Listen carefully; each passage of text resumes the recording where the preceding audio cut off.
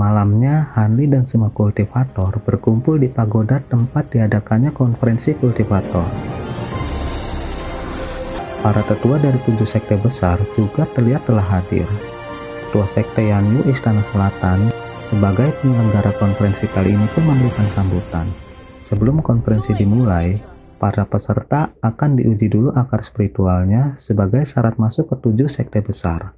Setelah itu, nanti akan diadakan kompetisi, di mana pemenangnya akan mendapat banyak hadiah dari berbagai fraksi. Setelah selesai memberikan keterangan, tetua itu pun melemparkan beberapa bola jiwa ke udara. Para peserta pun berebut mengambil bola jiwa. Mereka saling serang, bahkan ada yang berniat membunuh peserta lain.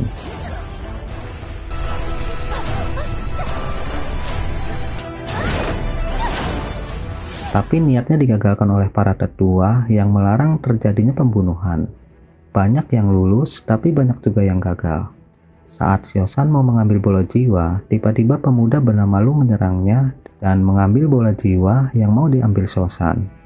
Dan ternyata dia memiliki akar spiritual unik angin. Hal itu membuat orang-orang terkejut. Adik seperguruannya juga lulus. Lu mengejek Hanli kalau Hanli yang memiliki akar spiritual jelek pasti ketakutan. Hanli pun menangkap bola jiwa yang dilemparkan adik seperguruan Lu. Tapi ternyata Hanli memiliki 4 akar spiritual dan akhirnya dia dinyatakan gagal. Beberapa orang mengejek Hanli yang memiliki akar spiritual semu.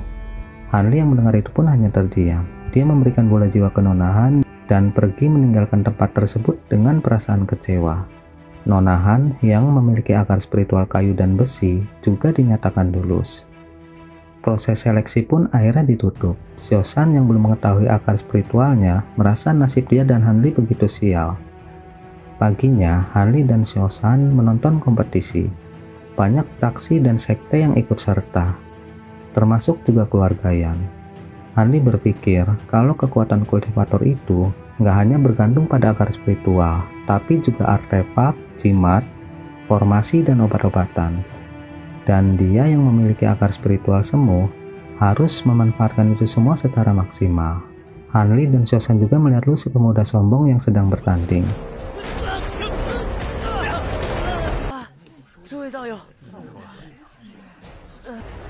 Dia membunuh dengan kejam lawannya yang udah menyerah kalah. Semua orang yang menonton menilai pemuda itu sangat kejam. Rupanya, Lu juga berniat masuk ke lembah Wanfeng sama seperti Hanli. Hanli pun berpamitan kepada Siosan. Sebelum pergi, dia berpesan agar Siosan berhati-hati. Setelah Hanli pergi, 3 orang yang pernah mengobrol dengan Siosan memanggilnya. Malam pun tiba. Hanli beristirahat di dahan sebuah pohon besar di sebuah hutan. Dia memilih untuk menunggu kompetisi berakhir dan pergi ke lembah Wanfeng dengan membawa perintah kultivasi untuk mencoba keberuntungannya. Saat itu, Hanli melihat seseorang berlari seperti sedang dikejar-kejar. Hanli pun mencoba menolongnya, dan ternyata Siosan diracun dan mau dirampok oleh 3 orang yang pernah mereka temui. Saat itu, Hanli mendengar suara seorang wanita yang mengancam akan membunuhnya kalau dia nggak menyerahkan semua barang-barangnya. Hanli pun bersembunyi. Tiba-tiba ada yang menyerangnya. Terpaksa, Hanli pun bertarung sekuat tenaga.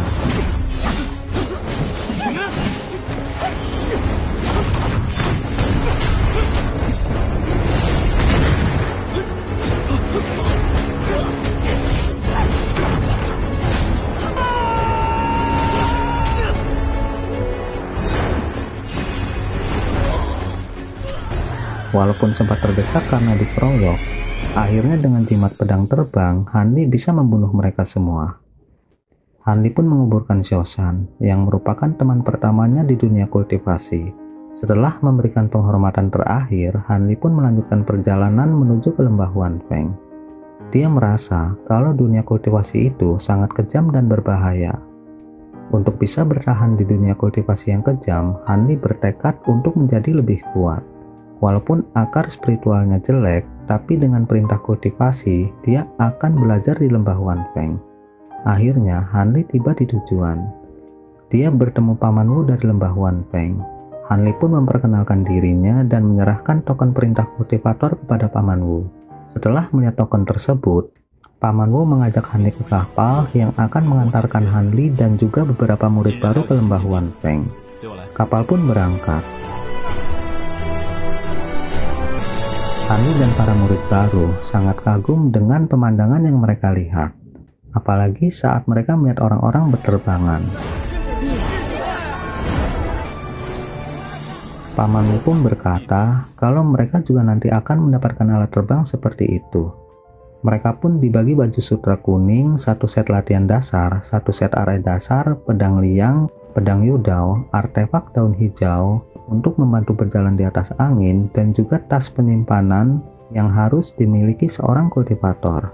Saat itu, Paman Wu menunjukkan aula Chuan Gong, di mana para murid baru melakukan latihan dasar.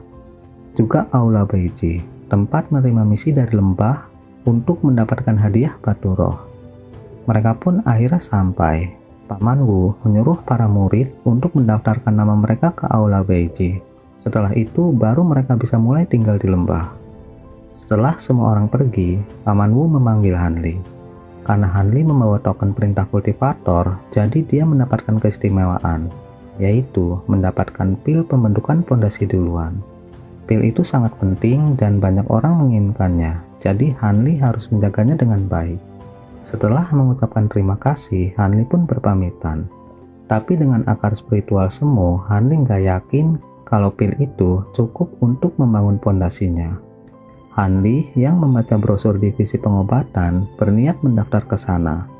Karena selain mau menenangkan diri dari kekacauan, Hanli juga mau mencari petunjuk tentang tanaman langka. Sejak hari itu, Hanli mulai belajar di lembah Wanfeng. Suatu hari, saat Hanli sedang berlatih menggunakan artefak daun, tiba-tiba ada yang menyerangnya. Hanli pun terjatuh dan terluka. Ternyata yang menyerangnya adalah Silu dan adik seperguruannya. Dia mau merampas pil pembentukan pondasi yang Hanli miliki.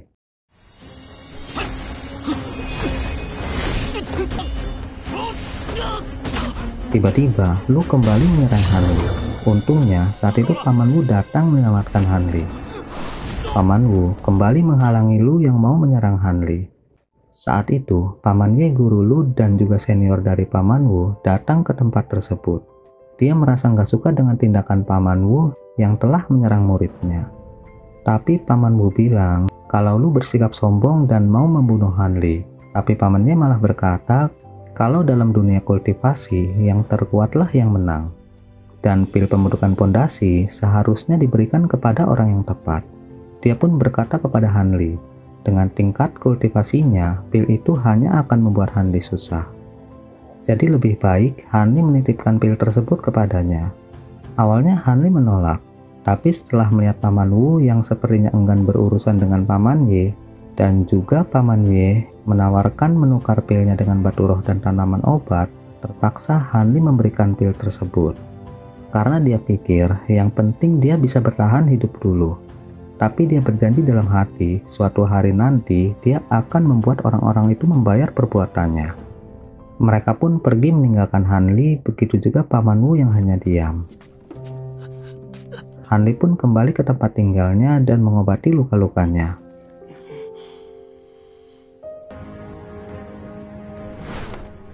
Besoknya setelah kembali sehat, Hanli pun menemui ketua sekte. Ketua sekte berkata kalau dia telah mendengar masalah kemarin. Tapi dia minta Hanli nggak usah mempermasalahkan hal itu. Karena yang terpenting adalah menghindari masalah. Ketua pun menyuruh Hanli ke aula Beiji untuk melaporkan tugas. Hanli pun merasa kalau sekte benar-benar nggak adil dengannya yang hanya seorang murid dengan akar spiritual semu. Hanli pun akhirnya sampai. Terdengar suara yang bertanya siapa Hanli. Hanli pun memperkenalkan dirinya dan mengatakan maksudnya yang mau melakukan tugas dan mau belajar. Tapi suara itu mengusirnya. Bukannya pergi, Hanli malah masuk. Dia melihat kebun obat dan bertemu dengan Paman Ma. Hanli pun memohon agar Paman Ma mau membimbingnya. Paman Ma pun mengetes pengetahuan Hanli tentang tanaman obat. Hanli pun menunjukkan beberapa tanaman obat dan juga kegunaannya. Karena Hanli mengerti dengan tanaman obat, akhirnya Paman Ma menerima Hanli. Dia memberikan token larangan apotek dan minta Hanli agar nggak mengecewakannya. Hanli pun bertanya tentang jamur Yushi dan bunga Zizo. Tapi menurut Paman Ma, tanaman spiritual tersebut hanya tumbuh di tanah terlarang Suese. Tanpa terasa, udah 3 tahun Hanli merawat kebun Paman Ma. Walaupun Paman Ma sangat ketat, tapi dia sebenarnya sangat baik. Perlahan, dia juga mulai menyukai Hanli. Paman Wu juga orang yang sangat baik dan suka membantu Hanli. Dia juga mengajari Hanli musik. Sedangkan Paman Ye sampai sekarang belum memberi tanaman obat yang dia janjikan. Di dekat kebun bayau, Hanli menemukan gua yang tersembunyi. Dia menggunakan gua tersebut untuk menanam rumput spiritual secara sembunyi-sembunyi dengan botol hijau ajaib miliknya. Dan akhirnya dengan bantuan tanaman spiritual, Hanli bisa mencapai tahap akhir pemurnian Qi. Tapi karena dia memiliki akar spiritual semu, maka untuk naik ke ranah pembentukan pondasi, dia memerlukan banyak pil pembentukan pondasi. Tapi masalahnya, bahan-bahan utama untuk membuat pil pembentukan pondasi hanya tumbuh di tanah terlarang yang hanya dibuka 60 tahun sekali. Akhirnya, Hanli menemui senior Sang yang pernah mengikuti kompetisi di tanah terlarang untuk minta petunjuknya. Saat itu ada seorang murid juga yang menemui senior Sang dengan maksud yang sama seperti Hanli. Menurut senior Sang, tanah terlarang dulunya merupakan tanah harta karun dengan energi spiritual yang melimpah. Berbagai tanaman spiritual tumbuh di sana, tapi karena terlalu sering diambil, maka terancam punah sampai akhirnya saling bunuh pun terjadi. Hal itu membuat masa depan kultivasi menjadi terancam. Akhirnya, 7 fraksi membuat kesepakatan untuk menyegel tanah terlarang yang hanya bisa dimasuki oleh kultivator di ranah pemurnian Qi, dan setiap 60 tahun sekali akan dibuka selama 5 hari. Tapi selain banyak monster buas, para kultivator juga pasti akan saling bunuh. Masalahnya, kalau nggak bisa mendapatkan tanaman spiritual di tanah terlarang, maka akan sangat sulit untuk meningkatkan kekuatan. Oleh karena itu, walaupun berbahaya, tetap banyak yang mau pergi ke tanah terlarang. Hanli pun berterima kasih dengan keterangan yang diberikan oleh senior Sang. Tapi walaupun mendengar hal itu, Hanli nggak bisa mundur. Karena itu adalah cara satu-satunya menemukan bahan utama pil pembentukan pondasi. Dan satu-satunya cara untuk menjadi lebih kuat. Selama 6 bulan ke depan, dia akan melakukan persiapan untuk mengikuti kompetisi ke tanah terlarang. Oke guys, segitu aja dulu. See you next time di video berikutnya.